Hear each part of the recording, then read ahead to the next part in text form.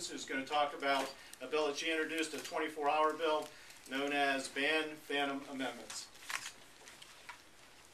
Thank you, Steve. Good afternoon. I am Lynn Jenkins from the great state of Kansas, and I understand that government functions best when it governs in the light of day.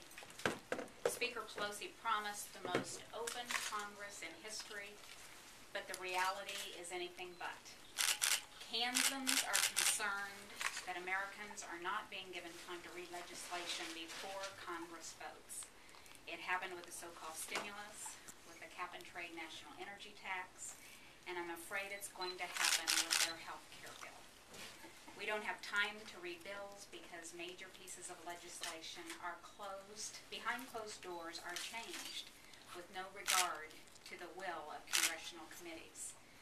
Failure to require transparency for one of the most powerful components of Congress, congressional committees, is unacceptable.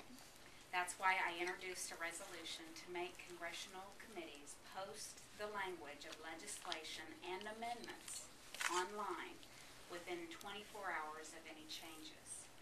And so far, more than 100 of my colleagues in the House are supporting this resolution.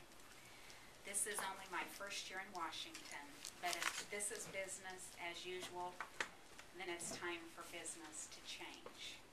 The status quo of secrecy and backdoor deals has worn out its welcome. I'm hopeful Speaker Pelosi will follow through on her promise of accountability and transparency by allowing a vote on this resolution. Thank you.